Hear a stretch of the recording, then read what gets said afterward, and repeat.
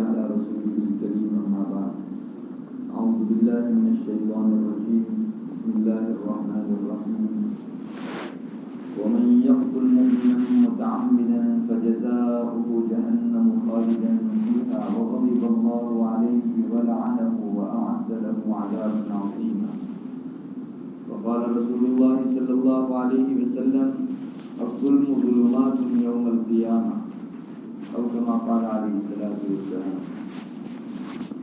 میرے محترم مکرم بھائیوں دوستوں بزرگوں، اللہ تعالیٰ نے ہم سب لوگوں کو دنیا میں بھیجا ہے، دو قسم کے حقوق ہمارے ساتھ کر دیے ہیں، ایک تو اللہ کا حق اور ایک ہے مخلوق کا حق۔ اللہ تعالیٰ نے بندے کو مکلف بنایا کہ دونوں قسم کے حقوں کو لے کر وہ چلے، زندگی گزارے اور میرے پاس آ کر اس کا حساب دے۔ جو بندہ ان دونوں قسموں کے حقوں کی ادائیگی میں کامیاب رہا، اللہ تعالیٰ کے یہاں وہ جنتی ہے، اللہ تعالیٰ کے یہاں اسے کامیابی ملے گی۔ اور جو ان دونوں قسموں کے حقوق میں یا ان میں سے ایک حق کے اندر ناکامیاب رہا، اللہ تعالیٰ ہی اس کا محافظ ہے۔ اب ہو یہ رہا ہے کہ امت مسلمہ کا ایک طبقہ دونوں قسم کے حقوق کو ضائع کر رہا ہے، اور جو ایک طبقہ حقوں کی ادائیگی کی طرف تھوڑا سا متوجہ ہے، وہ اللہ کے حقوق کی ادائیگی پر ہی اکتفا کر رہا ہے، بندوں کے حقوق کی طرف اور مخلوق کے حقوق کی طرف اس کا دھیان نہیں ہے۔ جبکہ معلوم ہونا چاہیے کہ اللہ تبارک و تعالیٰ کے حقوق جس درجہ ضروری ہیں، اسی درجہ بندوں اور مخلوق کے حقوق کی ادائیگی بھی ضروری ہے۔ غور کرنے سے معلوم ہوتا ہے کہ لوگ بندوں کے حقوق میں کوتاہی کیوں کرتے ہیں؟ اس لیے کہ انہوں نے اللہ تعالیٰ ہی کے حقوق کو شریعت سمجھ رکھا، بندوں کے حقوق کو شریعت کا حصہ جانتے ہی نہیں کہ اس کے ادا کرنے کی طرف کسی کو توجہ ہے۔ ماشاءاللہ اس وقت بھی دنیا کے اندر بہت سے لوگ وہ ہیں جو اللہ کے حقوق کے ساتھ بندوں کے حقوق کی ادائیگی کر رہے ہیں، مگر ایک بڑا طبقہ مسلمانوں میں آہستہ آہستہ ایسا بنا جا رہا ہے جو صرف اللہ کے حقوق کی ادائیگی کرتا ہے اور بندوں کے حقوق کی طرف سے آنکھیں بند کرتا ہے۔ شاید ایسا معلوم ہو رہا ہے کہ ان لوگوں نے یہ خیال کر رکھا ہے کہ بندوں کے حقوق کے سلسلے میں اللہ تعالیٰ کے یہاں کوئی پوچھ تاچھ نہیں ہو، جبکہ روایتوں کو دیکھنے سے تو پتہ چلتا ہے کہ اللہ کے حقوق کے مقابلے میں بندوں کے حقوق کی پرسش اور اس کا مواخذہ اور اس پر ہونے والی پکڑ زیادہ سخت ہوگی۔ چنانچہ نبی کریم صلی اللہ علیہ وسلم کے ایک ارشاد کا میں خلاصہ آپ کو سناؤں تو جس میں آپ فرما رہے ہیں کہ اللہ تعالیٰ کے یہاں 3 قسم کے دفتر ہوں گے، بندے کے اعمال جن میں لکھے جاتے ہیں، جن کو ہم اعمال نامہ بھی کہتے ہیں، 3 قسم کے ہوں گے۔ ایک تو ایسا دیوان، ایسا دفتر، ایسا چوپڑا کہ جس کو اللہ تبارک و تعالیٰ اس میں لکھے گئے گناہوں کو کبھی معاف نہیں فرمائے گا۔ ایک تو وہ دفتر ہوگا۔ حدیث شریف میں آتا ہے یہ وہ گناہ ہے جو اللہ تبارک و تعالیٰ کے ساتھ شرک کہا جاتا ہے۔ قرآن کریم میں اللہ نے اعلان فرما دیا ہے کہ اللہ تعالیٰ سب گناہوں کو معاف کریں گے، شرک کے ساتھ، اللہ کے ساتھ کسی کو ساجی بنا کر کوئی آدمی اس دنیا سے گیا ہے اس کے لیے معافی نہیں۔ اللہ تعالیٰ نے طے فرما لیا ہے کہ اس کو تو معاف نہیں فرمائیں گے۔ ان اللہ لا یغفر ان یشرک بہ ویغفر ما دون ذلک لمن یشاء۔ نبی کریم صلی اللہ علیہ وسلم نے یہ پہلے دفتر کا جب تذکرہ فرمایا تو یہ آیت بھی اپنی زبان رسالت سے پڑھ کر سنائی کہ اللہ تعالیٰ سب گناہوں کو معاف فرما دیں گے بجز شرک کے، اس کو اللہ تعالیٰ کبھی معاف نہیں فرماتے۔ یہ پہلا دفتر ہے۔ دوسرا دفتر ان گناہوں کا ہوگا جس کو اللہ کبھی نہیں چھوڑے گا، یعنی جب تک ان حقوق کی ادائیگی نہ ہو اللہ تعالیٰ کے یہاں اس وقت تک اللہ چھوڑنے والا نہیں ہے۔ یہ بندوں کے آپسی حقوق کا دفتر ہوگا۔ اللہ فرماوے گا کہ جا جس کا حق مارا ہے اس کے ساتھ عدلا بدلی کر لے اور تب جا کے تجھے چھوڑا جائے گا. یہ بھی طے کر لیا ہے اللہ تعالیٰ. اور تیسرا وہ دیوان اور دفتر ہوگا جس میں ایسے گناہ لکھے گئے ہوں گے جو صرف اللہ کے حقوں کے مارنے کے گناہ. اس بارے میں اللہ تبارک و تعالیٰ نے یہ طے فرما رکھا ہے کہ میں چاہوں گا اپنے حقوق کی کوتاہی کرنے والے کو سزا دوں اور میں چاہوں گا تو معاف کر دوں. اس روایت پر ایک ہلکی سی نظر ڈالیے, کیا پتہ چلتا ہے؟ اللہ نے اپنے حقوق کے متعلق تو فرمایا کہ اس میں 19-20 ہو سکتا ہے, اور اللہ غفار ہے. دنیا میں اس نے اپنی رحمت کا ایک حصہ بھیجا ہے اور 99 حصے اپنے پاس رکھے.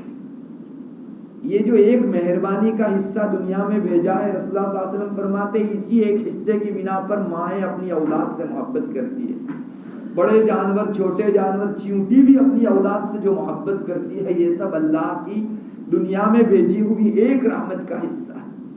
باقی 99 حصے اس نے وہاں رکھے ہیں تاکہ بندے گنہگار آئیں اور وہ اپنا موسلادھار بارش برسائیں اور اپنی رحمتوں کے دریے بہا دیں. اللہ کے حقوق کے سلسلے میں تو یہ 19-20 ممکن ہے. اللہ غفار ہے, معاف فرما دے گا انشاءاللہ. لیکن دوسرے نمبر کے دفتر پر آپ دھیان دیں, کیا کہا جا رہا ہے؟ نبی کریم صلی اللہ علیہ وسلم فرماتے ہیں کہ اللہ چھوڑے گا نہیں. یعنی ایک ہی بات ہے یہاں, 19-20 کچھ نہیں ہے. اللہ کے سامنے جب یہ معاملہ جاوے گا, اللہ فرماوے گا جاؤ جس کے ساتھ تمہارا واسطہ اور سابقہ پڑا ہے اس سے صفائی کر لو. وہ اگر مفت میں معاف کر دینے تیار ہو تو مجھے کچھ نہیں, اور وہ اگر کچھ لے کر جو ہے معاف کرتا ہے تو پھر تم کو اس کو دے لے کر معافی ہوگی. معلوم ہوا کہ اللہ کے حقوق کے مقابلے میں بندوں کے حقوق کی پکڑ بہت سخت ہوگی, اور کون کہہ سکتا ہے کہ اس جگہ کوئی مفت میں معاف کرنے تیار ہوگا. ہر ایک کو نیکی کی ضرورت ہوگی.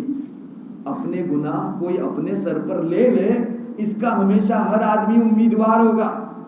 قرآن کریم ایک جگہ نقشہ کھینچتا ہے, یوم یفر المرء من اخیہ وامہ وابیہ وصاحبتہ وبنیہ. قرآن یہ نہیں کہتا کہ اجنبی لوگوں سے انسان بھاگے گا کل قیامت کے دن. قرآن کہتا ہے انسان اپنے ماں باپ سے بھاگے گا, اپنے بھائی سے بھاگے گا, بیوی سے بھاگے گا. کیوں؟ اپنے رشتہ داروں سے بھاگنے کی کیا وجہ؟ جبکہ یہی وہ ماں تھی جس کے بغیر دنیا میں ایک کل وہ چین سے رہ نہیں سکتا تھا. یہی وہ ماں باپ تھے جن کو اپنی اولاد کے بغیر ایک سانس لینا دشوار تھا. کیوں ان سے بھاگنے کا موقع؟ مفسرین فرماتے ہیں کہ اپنے ان رشتہ داروں سے بھاگنے کی وجہ یہ ہے کہ انسان اجنبیوں سے ملتا کب ہے جو ان کے حقوق کو ضائع کرے. یہ اپنے گھر والوں سے ملتا ہے, اٹھنا بیٹھنا بلکہ عمر ان کے ساتھ گزرتی ہے, تو ظاہر ہے کہ انہی کے سب سے زیادہ حقوق پامال کیے ہوں گے. کل کو قیامت کے دن انسان کو اس بات کا خطرہ لگا رہے گا کہ کہیں میری ماں مجھ کو دیکھ لے اور میں نے اس کے حقوق پامال کیے ہوں اور میری نیکیاں وہ لے جائیں. میرا باپ مجھ کو دیکھ لے اور ماں باپ سمجھیں گے اولاد کی نظر ہم پر پڑ جائے اور مجھ سے نیکی مانگ لے تو میں کہاں جاؤں گا. اس لیے ہمیشہ جو ہے رشتہ داروں سے بھاگیں گے. اجنبیوں کا ذکر قرآن میں نہیں آیا ہے کہ وہ چونکہ ان کے ساتھ واسطہ کب پڑا تھا, جو ان کے حقوق ہمارے سر پڑے ہوں اور ہم نے ضائع کیے ہوں. ان چیزوں کے مجموعے سے پتہ چلتا ہے کہ اللہ تعالیٰ کے یہاں بندوں کے حقوق کی پکڑ اللہ کے حقوق کی پکڑ کے مقابلے میں زیادہ سخت ہے. اب تھوڑا سا آگے چلیں.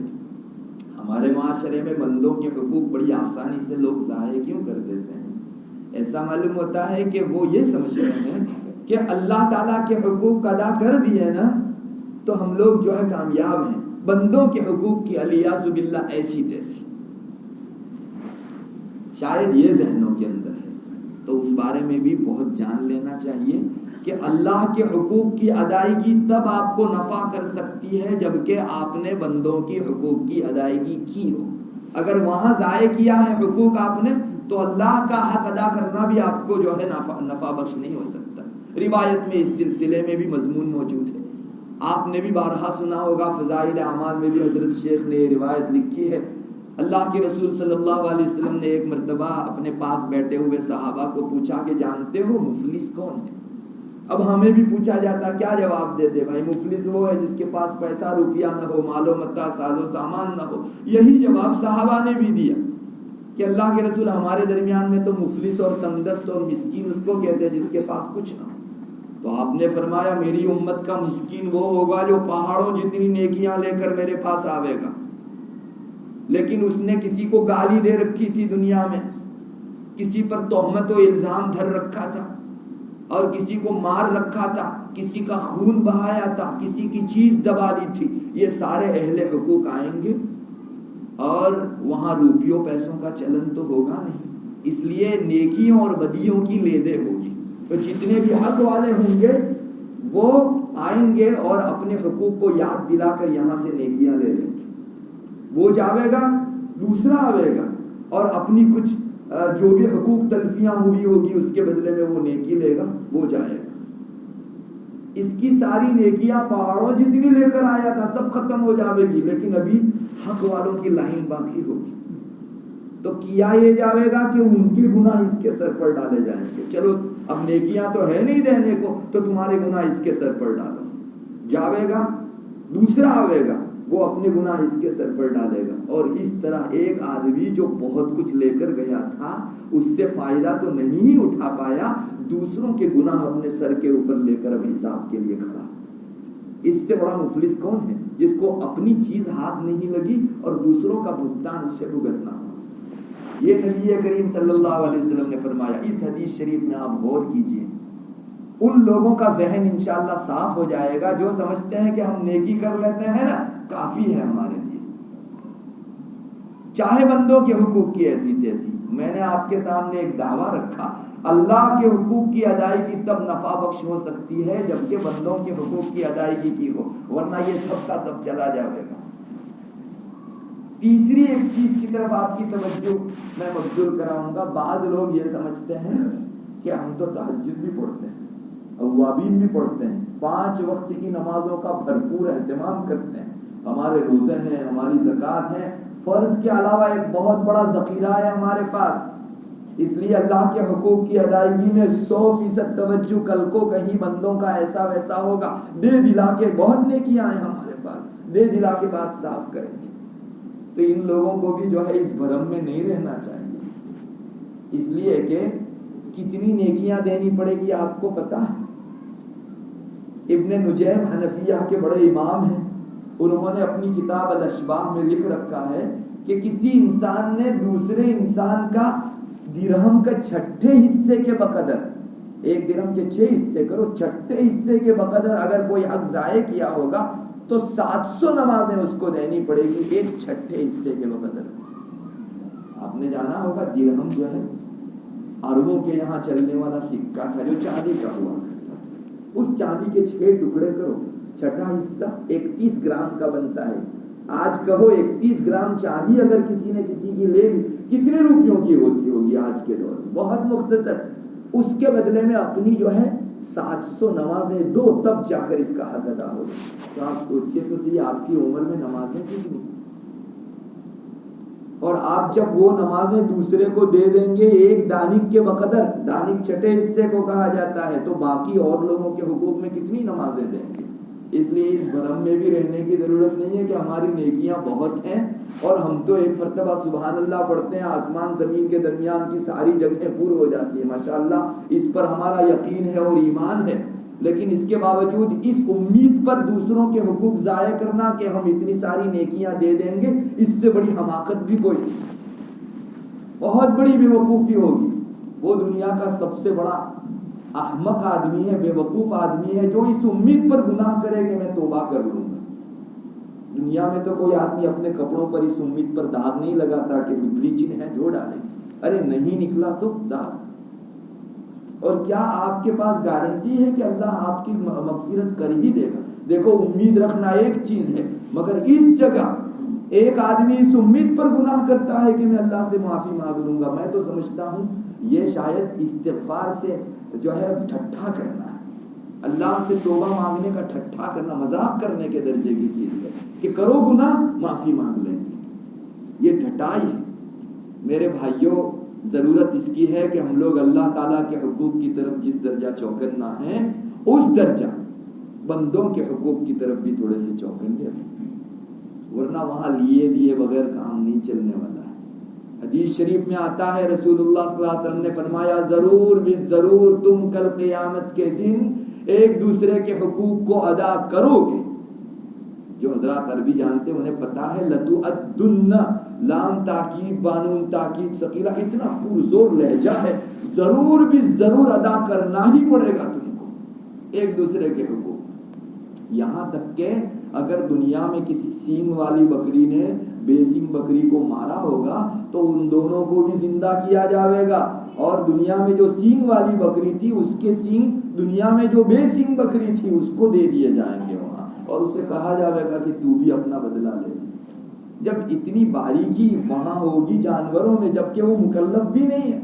मुहद्दिसीन फरमाते हैं कि जानवरों की मिसाल देकर लोगों के ये भरम, इस भरम को तोड़ दिया गया कि नहीं चला लेंगे हम, वहां माफी तलाफी कर लेंगे, अब्बू ही है ने माफ कर देंगे, माँ ही है माफ कर देगी, भरम में मत रहो।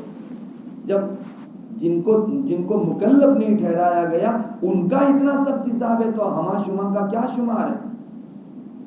मेरे भाइयों, बहुत सख्ती से इसको लेने की जरूरत है। हम बड़ी आसानी से लोगों के हुकूक को ज़ाया कर देते हैं। एक मुसलमान के लिए अपने मुसलमान भाई की पगड़ी उछाल देना, बेइज्जत कर देना आज कोई मुश्किल नहीं। मजमे में हमसे थोड़ा सा अदना है और हमें, मुझे माफ कीजिए, किसी को आपने कुछ मदद कर रखी है उसका इंसल्ट करना बड़ा आसान है। इसके लिए बहुत आसानी से इंसल्ट कर देते हैं हम लोग। आपको क्या पता इस मोमिन की इज्जत का अल्लाह के यहाँ क्या मुकाम है, आपको क्या पता।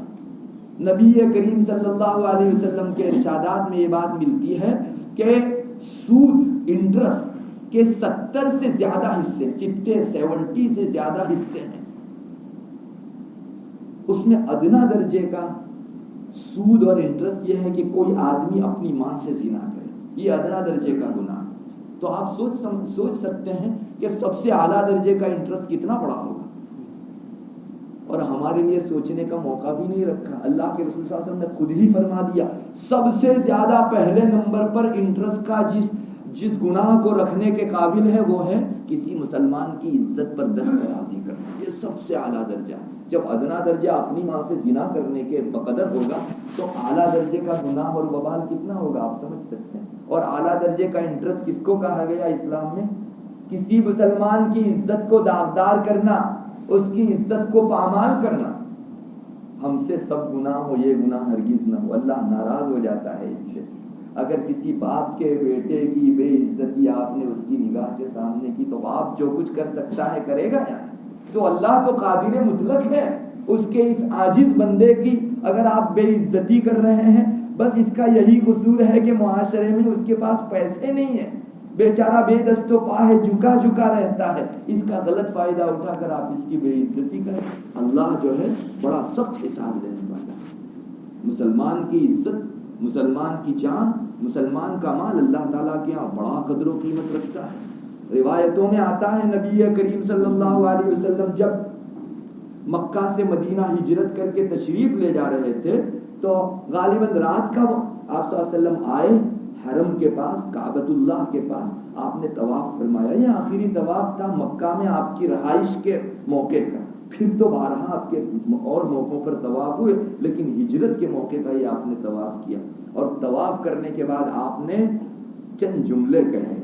इससे अंदाजा होता है कि इस्लाम की निगाह में झोंपड़ पट्टी में रहने वाले मुसलमान की इज्जत का, उसके मालो जान का कितना मकाम है। आप सल्लल्लाहु अलैहि वसल्लम ने तवाफ करने के बाद ये फरमाया, ए सरजमीन मक्का, तू मुझे बहुत प्यारी है, अगर मेरी कौम मुझे न निकालती तो मैं हरगिज न जाता है। और एक आबा, तू मुझको मेरी जान से ज्यादा प्यारा, लेकिन सुन काबा, तुझसे भी एक चीज मुझको ज्यादा प्यारी है, तुझसे भी ज्यादा अजीज है मेरे दिल में एक चीज, वो है एक मुसलमान की इज्जत, एक मुसलमान की जान, एक मुसलमान का माल। क्या अल्लाह के रसूल के कलाम में अतिशयोक्ति हो सकती है, मुबालगा हो सकता है? आपने जो फरमाया पत्थर की लकीर, हमारे कलाम में मुबालगा होगा, अल्लाह के रसूल के कलाम में कभी मुबालगा नहीं हो सकता। सचमुच एक मोमिन की जान, ایک مومن کی عزت اور ایک مومن کا مال اسلام کی نگاہ میں کعبہ کے مقابلے میں زیادہ عزیز ہے. کعبہ ہمارے دل کا مرکز ہے، دلی توجہ کا مرکز ہے. کون نہیں جانتا ایک مسلمان سب کچھ لٹا دیتا ہے، کعبہ پر کوئی نگاہ تو اٹھا. اللہ نہ کرے کسی نے کعبہ ڈھایا، کتنا بڑا جرم کیا، لیکن مسلمان کی عزت کو ڈھانا اس سے بڑا جرم ہے. کیا ہم اس کو اتنے اینگل سے لیتے ہیں؟ کسی کے دل میں دور دور تک خیال بھی نہیں آتا کہ میں نے انسلٹ کیا، کعبہ سے بڑی چیز ڈھا کر رکھ دی. میرے بھائیوں، ہماری عقل میں جو اسلام آوے وہ اسلام نہیں ہے. اسلام وہ ہے جو رسول کا ہے. اس لیے ضرورت اس بات کی ہے کہ ہمارے درمیان اگر حق تلفیاں ہو رہی ہیں تو اس سلسلے میں ہم کو آج ہی سے الرٹ ہو جانا چاہیے. میرے بھائیوں، میں نے کسی کا حق دبایا ہے، کسی کی زمین مجھ سے دب گئی ہے، کسی کو میں نے گالی دے دی ہے، تہمت باندھ دی ہے، کسی کے دل کو ٹھیس پہنچا رکھی ہے، مجھے ضروری ہے کہ میری آنکھیں بند ہونے سے پہلے میں اس سے صفائی کروں. نبی کریم صلی اللہ علیہ وسلم نے اتنی ہمدردی بھی امت کی نہیں چھوڑی. آپ نے آخر تک فرما دیا. ایک روایت کا مضمون ہے کہ دنیا میں ایک دوسرے کے حقوق جو تم نے ضائع کر رکھے ہیں تو تم آپس میں معافی تلافی کر لو اس دن سے پہلے جس دن درہم و دینار کا چلن نہیں ہوگا. روایت میں خلاصہ اس طرح سے آتا ہے. آپ نے فرمایا کر لو. معافی تلافی کرنا، کسی کے سامنے جھک جانا، یہ بڑی بات نہیں ہے. کل کو نیکیاں دینی پڑے اور گناہوں کو اپنے سر پر لینا پڑے اس کے مقابلے. آگے روایت کا ٹکڑا وہی ہے جو میں نے ابھی سنایا. اگر کسی انسان کے ذمے میں لوگوں کے حقوق رہ گئے ہوں گے تو وہاں اس کی نیکیاں اوروں کو دی جائے گی اور ان کی بدیاں ان کے سر پر ڈالی جائے گی. اللہ معاف فرماوے. ہم کتنی امید کے ساتھ نماز پڑھتے ہیں کہ یہ کم سے کم قبر میں، اللہ کے یہاں، محشر میں، مختلف مرحلوں کے اندر مجھ کو کام آ سکے. اور انسان اپنی ان نمازوں سے، ان عبادتوں سے ہاتھ دھو بیٹھے محض اس وجہ سے کہ دنیا میں تھوڑا سا وہ نیچا بننا نہیں چاہتا، معافی نہیں ہو سکی. اس کی آن، اس کا کبر، اس کا تکبر، اکڑ دھوں اس کو جو ہے معنی بن گیا. وہ سامنے معافی نہیں مانگ سکا. حالانکہ آسان ہے. کتنے لوگ ہیں، اتنا بڑا دل رہتا ہے کہ جتنے بڑے منصب پر ہیں اتنا ہی بڑا ان کا دل ہے. معافی مانگنا کوئی انسان کی گراوٹ نہیں ہے. شریف لوگوں کی نگاہ کے اندر یہ اس کی عزت ہے. اس لیے میرے بھائیوں، سب سے بنیادی چیز تو یہی ہے کہ ہمارے پاس کسی کا کوئی حق رہ گیا ہو تو سب سے پہلے وہ حق دے دو. یاد رکھو، کسی کا حق ہمارے پاس ہے، مثلا پیسہ ہے، زمین ہے ہمارے پاس، اور ہم اللہ سے معافی تلافی کریں، تب تک معافی نہیں ہوگی جب تک آپ اس کی چیز لوٹاؤ نہیں. اور زبانی جمع خرچ اس کے ساتھ کر لیں، چیز نہ دیں، تو جب تک وہ اس چیز کے لینے کو معاف نہ کرے آپ کا حق اس کے ہاں کہتے ہوئے بھی معاف نہیں ہو. زبانی جمع خرچ کو سوری کہہ دینے بہت آسان ہے. چیز دے دو اس کی جس کی ہے اس کو. یہ معافی کی تکمیل ہے، ورنہ معافی تک کی تکمیل نہیں ہوگی. یا تو اس کو صاف کہو کہ تمہارا پیسہ اتنا میرے پاس رہ گیا ہے، تم ان پیسے کو معاف کرتے ہو، تمہاری زمین میں نے اتنی دبائی ہے، تم معاف کرتے ہو یا کچھ لینا چاہتے ہیں. پھر اگر وہ آزادانہ تم کو کہے کہ مجھے نہیں لینا ہے، تب جا کے یہ بات معاف ہوگی. صرف سوری کہہ دینا، یہ جو ہے انگریزوں نے بہت سارے رسمی اخلاق جوڑ رکھے ہیں. اسلام کا اس سے کوئی سروکار نہیں. اسلام تو معنویت چاہتا ہے. ہمارے یہاں السلام علیکم کا ایک رواج ہے. بھئی یہ رواج نہیں ہے، شریعت کا ایک حصہ ہے. سلام میں مسلمان دوسرے کو یہ کہتا ہے کہ میری جانب سے تم سلامت. اللہ کا نام لے کر، السلام اللہ کا نام، میری جانب سے تم کو کوئی ضیق نہیں پہنچے گی، کوئی تکلیف نہیں پہنچے گی. یہ ایک معنویت رکھنے والا سلام. اور انگریزوں کے یہاں گڈ مارننگ، گڈ ایوننگ بے معنی. کیا گڈ ایوننگ ہوگی؟ حضرت تھانوی رحمۃ اللہ علیہ باقاعدہ اس پر جو ہے بڑا اہتمام سے فرمایا کرتے تھے یہ رسمی اخلاق ہے. تو ہمارے یہاں رسمی اخلاق میں ایک سوری بھی آ گیا.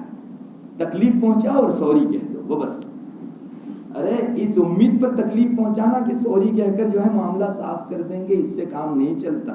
آپ بچو دوسروں کو تکلیف دینے سے، دوسرے کی عزت اور پگڑی اچھالنے سے، دوسرے کا مال لینے سے. اللہ کرے مسلمان اس سبق کو سیکھنے والا ہو، ورنہ ہم جس روش پر جا رہے ہیں کہ اللہ کے حقوق کی ادائیگی کا اہتمام اور بندوں کے حقوق کی طرف سے آنکھیں بند کر دینا، یہ بہت خطرناک موڑ ہے، اور آگے جا کر جب منزل آئے گی تب پتہ چلے گا کہ ہم نے اپنی زندگی ضائع کر دی ہے، جبکہ اس نے نمازیں بھی پڑھی ہے، روزے بھی رکھے ہیں، زکوٰۃ بھی دی ہے، لیکن بندوں کے حقوق کے تعلق سے بڑا غافل تھا یہ آدمی۔ اللہ تعالیٰ کے یہاں اس آدمی نے اپنے پاؤں پر کلاڑا مارا اور بہت کچھ ضائع کر کے اس دنیا سے رخصت ہوا۔ اس لیے میرے بھائیوں پھر سے کہوں گا کہ ایک تو جس کا حق ہے اسے ادا کر دو، معافی تلافی کر لو، جی ٹھنڈا کر لو سامنے والے آدمی کا، اور تیسرے نمبر پر اپنے رب کو بھی کہا کرو۔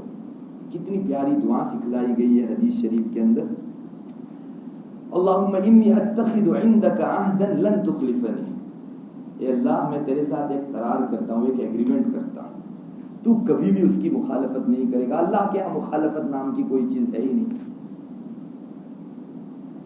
اللہم انی اتخذ عندک عہدا لن تخلفنی فانما انا بشر، میں تو بشر ہوں، ایما مؤمن آذیتہ او شتمتہ او جلدتہ او لعنتہ او اغتبتہ فاجعلها له صلاة وزکاة وقربة تقربہ بها الیک۔ اللہ میں نے کسی کو مار رکھا، کسی بھی مسلمان کو، کسی کو تکلیف پہنچا رکھی ہو، کسی کو گالی دے رکھی ہو، کسی کی غیبت کر رکھی ہو، مار پیٹ کر رکھی ہو، اے اللہ میری جانب سے اس کو ڈھیر ساری نیکیاں عطا فرما اور اس کے اوپر اپنی رحمتوں کی بارش فرما، تاکہ وہ مجھ سے راضی ہو جائے اور مجھ کو معاف کر دے۔ جو لوگ اس دنیا سے رخصت ہو گئے ہیں ان کے حقوق ہمارے سر پر باقی ہیں، علماء لکھتے ہیں کہ ان کو پڑھ کے بخش دیا کرو، اللہ ان کو اتنا ثواب دے دیں گے انشاءاللہ کہ کل کو آپ سے حقوق کا مطالبہ کرنے کے بجائے وہ معافی تلافی سے کام لیں گے، اور زندہ ہیں ان لوگوں سے معافی تلافی کیجیے۔ اللہ تبارک و تعالی ہم سب کو ان باریک چیزوں کی طرف توجہ کی توفیق مرحمت فرمائے۔ وآخر دعوانا